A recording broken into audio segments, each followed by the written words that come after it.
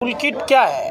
ये बात तो अमित शाह से पूछना चाहिए जो देश के तारीपार गृह मंत्री। ये 70 साल का हिसाब पूछते हैं और वही 70 साल की धरोहर 6 साल में बचा नहीं पाए, बेचकर चिट कर गए। हौसले रिंगिया के पापा ब्राह्मण हो के 5 रुपया के अंडा के लिए छीछा लेदर किया, उस नाचने गाने वाले नचनिया बजनिया से बात करते हैं। ये लोग बेशर्मों की टोली है, इनको लाज शर्म कहीं नहीं होता है। ये पूरी टीम मदारियों की टीम है। ये मोदी नहीं मदारी है, झूठ बोलने की इसको जन्मजात बीमारी है। जब से पैदा लिया लगातार झूठ बोलता रहा है। अब तो इतने शर्म की बात है कि प्रधानमंत्री के गोद लिए हुए गांव में पंचायत चुनाव भाजपा के उम्मीदवार हार जाते हैं। इससे बेहद शर्मनाक बातें क्या हो सकती है? क्या ये सरकार को 1 रुपए का मास्क देने की औकात नहीं थी? 200 रुपए ट्रेन टिकट देने की औकात नहीं थी?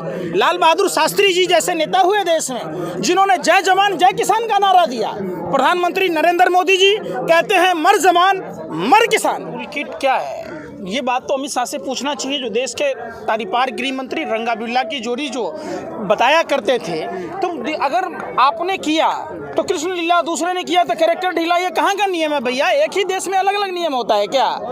और आप तमाम जो घटनाएं देश में देखेंगे, पामला गोस्वामी के पास में 100 ग्राम कोकीन पाया गया, जो कैलाश विजयवर्गीय का करीबी राकेश सिंह का नाम बराबर लेती रही हैं, चाहे आईएसआई का एजेंट ध्रुव सक्सेना की बात हो, जो कैलाश विजयवर्गीय का सहयोगी है, जो हथियारों का सप्लायर है, जो भाजपा के टिकट पर श्रीनगर में चुनाव लड़ा था, या पुलवामा की घटना का भी जिक्र कर सकते हैं, जो डीएसपी देवेंद्र सिंह पर आखिर कार्रवाई क्यों नहीं होती?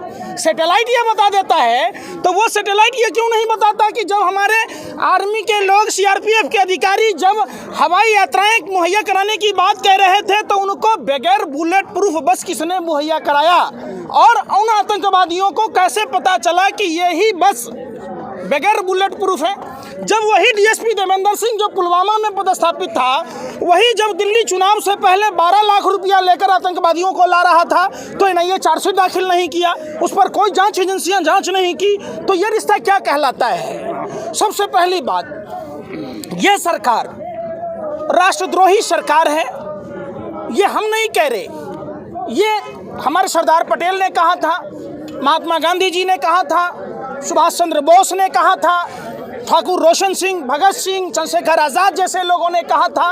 ये नफरती लोग गोरे अंग्रेजों के दलाल और मुखबिर थे, जो जाति, धर्म, भाषा और प्रांत के नाम पर देश को कभी आपस में लड़ाकर देश को आज़ाद नहीं होने देना चाहते थे और गोरे अंग्रेजों से दलाली लिया करते थे। ये वही लोग हैं।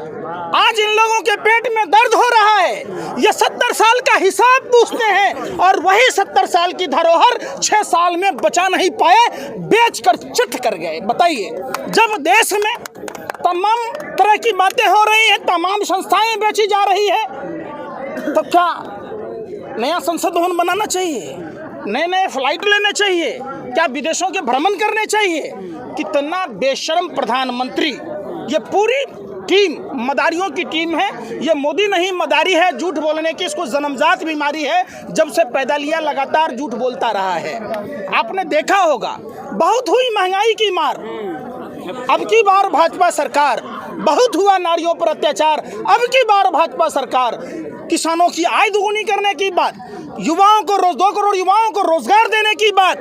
अब तो इतने शर्म की बात है कि प्रधानमंत्री के गोद लिए हुए गांव में पंचायत चुनाव भाजपा के उम्मीदवार हार जाते हैं। इससे बेहद शर्मनाक बातें क्या हो सकती है?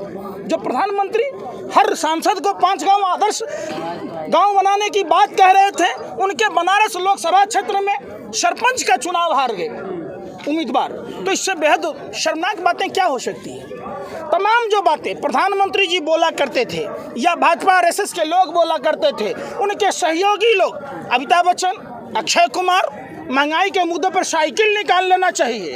अनुपम खेर, अब इन लोगों को मुंह से जबान, हलक से जबान नहीं निकल रहा है। वो कानिया बाबा कहाँ हैं? 2.25 आँख वाला बाबा रामदेव, जो हर गांव को 200 करोड़ रुपए देने की बात कह रहा था, हर गांव को ब्रिटेन और अमेरिका से आगे ले जाने की बात कह रहा था, जो काला धन का 500 रुपए की गड्डी का सीढ़ी बनाकर स्वर्ग तक जाने की बात कह रहा था, उधर जाने की बात कह रहा था। इन लड़कों में ठेलम ठेली कर रहे कन्या। अरे आ जाओ, 2.25 आँख वाला बाबा रामदेव अपने 2.25 से 2 नहीं कर पाया तो देश की जनता को क्या? कोरोनिल का आप सुनिए, देश हित में है। अरे सब देश हित में है। कोरोनिल के दवा हर्षवर्धन जी या नितिन गडकरी जी जब लॉन्च किए थे, देश हित में है। हिमालय की गोद से नमक निकाल के लाए, उसमें एक्सपायरी डेट लिखा रहता है, वो देश हित में है। देश हित में गौमूत्र बेच ले रहे। देश हित में ये नहीं है कि आदमी के पास रोजगार के साधन नहीं है। कभी मोदी जी युवाओं से बात करते, रोजगार दो। मन की बात में तो आते ना, मन की बात अगर किए होते तो जिसकी मांग में सिंदूर भरे बेचारी जसोदा बहन जी को क्या बना दिया? न वो कुमारी है, न सुहागन है, न विधवा है। वैसे ही देश बना हुआ है। और यही हाल किसानों के बिल का भी होगा। न किसान बिल जसोदा बहन की तरह, न कुमारी, न सुहागन, न विधवा, किसी श्रेणी में नहीं रहे। तो क्यों सरकार अपने ही बोले हुए बातों को अमली जामा नहीं पहना रही है?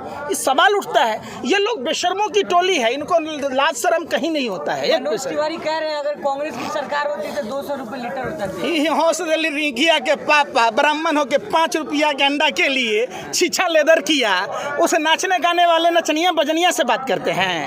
अरे उसका अस्तित्व तो 5 रुपया में स्तर गिर गया था, जो बिग बॉस में पूरा विश्व ने देखा कि 5 रुपया के अंडा के लिए महिला का अपमान करता है। सिर्फ एक कलाकार का काम क्या होता है? जो गाना बजाने वाला है उसको गाना नहीं गाने के लिए कहिएगा। तो क्या ब्राह्मण अंडे के लिए नहीं लड़ सकता? अरे भैया, आप लोग कहाँ से आए हैं? भाजपा सेल से आए हैं। अब आप समझिए, आपने कहा एक ब्राह्मण हो गए। बिल्कुल बिल्कुल नहीं, ब्राह्मणों का काम ये नहीं है। ब्राह्मणों का काम आपने देखा होगा, महर्षि वशिष्ठ वगैरह को, महर्षि गौतम को देखा होगा, पराशर ऋषि को देखा होगा। जितने भी ऋषि हुए जंगलों में रहते थे, सिर्फ उतना ही लेते थे। ऋषि ब्राह्मण ही होगा, ये तो किसी ने नहीं कहा। आप ही कह रहे हैं ना इस बात को। अरे फिर वही वाली बात, आप समझिए, ब्रह्म के संतान पूरे कौम है। जो लोग पूजा और संस्कार का काम कराते हुए ब्राह्मण कहलाते। आप भी कराइए, आप भी ब्राह्मण कहलाएंगे। आपको किसी ने रोका है क्या? फिर आपको किसी ने रोका? अभी दिल्ली कूच की आप बात कर रहे हैं, क्या यहाँ से सरकार को सुनाई नहीं दे रहा कि इतने बड़े आंदोलन से आप दिल्ली जाने की बात कर रहे हैं? ये सरकार कैसे सुनेगी?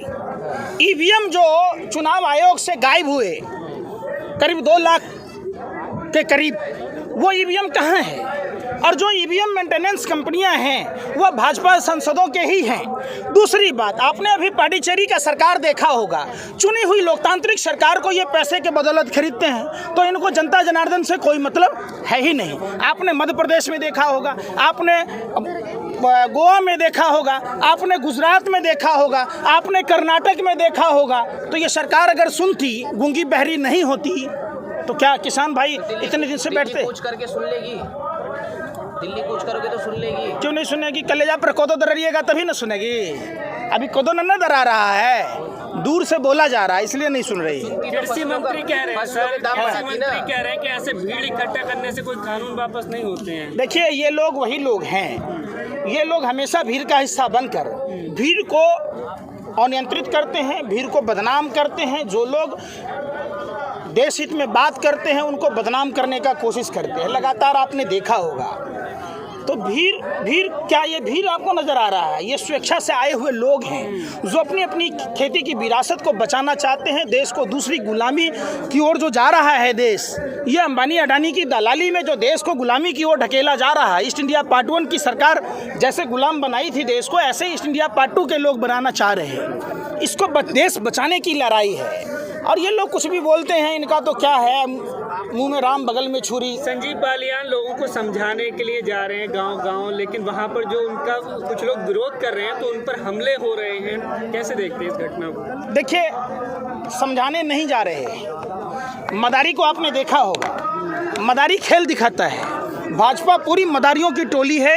ये अपना खेल दिखाना चाह रहे हैं और लोगों में भ्रम पैदा करना चाह रहे हैं। सरकार की मंशा अगर साफ होती तो सरकार के नुमाइंदे दिल्ली के रामलीला मैदान में देश भर के किसानों को बुलाते, कृषि एक्सपर्टों को बुलाते, रवीश कुमार, अभिषार शर्मा, अजीत अंजुम, नवीन कुमार, साक्षी जोशी जैसे पत्रकारों को बुलाया जाता और देश के किसान नेताओं को बुलाया जाता, सर्वदलीय नेताओं को बुलाया जाता और वहाँ जन संवाद के जरिए इस मसले को हल कर लिया जाता। सरकार की मंशा बिल्कुल साफ है, अपने गुरु MS गोवलकर की तरह 95% लोगों को गरीब बनाना। ये भाजपा की सरकार उसी एजेंडे पर काम करते हुए देश को गुलामी की ओर ढकेल रही है। सरकार की अगर मंशा साफ होती तो देश के पालनहार अन्नदाता किसान भाइयों की बातों को सुनती और ये कानून वापस ले लेती। सर, सरकार का तो साफ स्टैंड है कि कानून वापस नहीं करेंगे। आंदोलन भी काफ़ी लंबा वक्त हो गया है चलते हुए, क्या विकल्प है किसानों के पास? ये सरकार क्या करेगी? सिर्फ विधायकों की खरीद फरोख्त करेगी।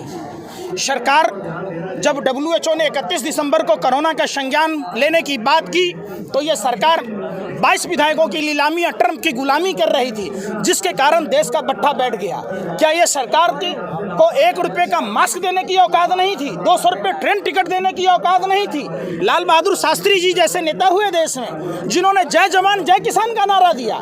प्रधानमंत्री नरेंद्र मोदी जी कहते हैं मर जवान मर किसान। न किसानों की सुनते, न देश में जो पुलवामा के जवान भारत माँ के वीर सपूत शहीद हुए न उसकी जांच कराते, न गलवान की जांच कराते। इस मोदी सरकार का एक ही मूल मंत्र है, मर जवान मर किसान। दुनिया मरती है तो मर जाए, दुनिया जाए भार में, अपना काम बनता वाली बात है मोदी सरकार की। चुनावों में रैलियां करना क्या मोदी सरकार की जरूरत है? क्या भाजपा के नेताओं को जरा सा भी शर्म नहीं आती? किस मुंह से ये 2014 में 13 में गांव-गांव जाकर ढिढोरा पीटते थे? क्या वो मुंह से नहीं बोलते थे? शरीर के किसी और अंग से बोलते थे? इन बेशर्मों को, जालिम दरिंदों को थोड़ी सी भी शर्म नहीं आती? शर्म आनी चाहिए कि उन्होंने जो कहा उस पर कायम होना चाहिए। आपके जैसे एक्टिविस्टों को प्रधानमंत्री जी परिजीवी कह रहे हैं, आंदोलनजीवी कह रहे हैं। परिजीवी तो खुद ही हैं, वो जुमलाजीवी हैं। फेंकू मनोरंजन बैंक 15-20 लाख तो यूं ही मिल जाएगा, वो कहाँ गया? तो ये जुमलाजीवी हैं। ये फेंकू मनोरंजन बैंक के ये CMD हैं जिन्होंने चेक दिया था, आज तक चेक क्लियर ही नहीं हुआ, बाउंस कर गया। तो उनके बात का क्या प्रधानमंत्री की एक भी बात बताइए जो सत्य बोला हो। एक बात आप बता दीजिए कि नरेंद्र मोदी जी ने बोला और वो बात सत्य हुई। क्या 2 करोड़ युवाओं को रोजगार मिला? क्या देश की अर्थव्यवस्था सुधरी? क्या देश में महंगाई कम हुई? क्या देश में माँ बहन बेटियों की इज्जत आबरू बची? क्या देश के सैनिकों का 1 सर के बदले में 10 सर लाया?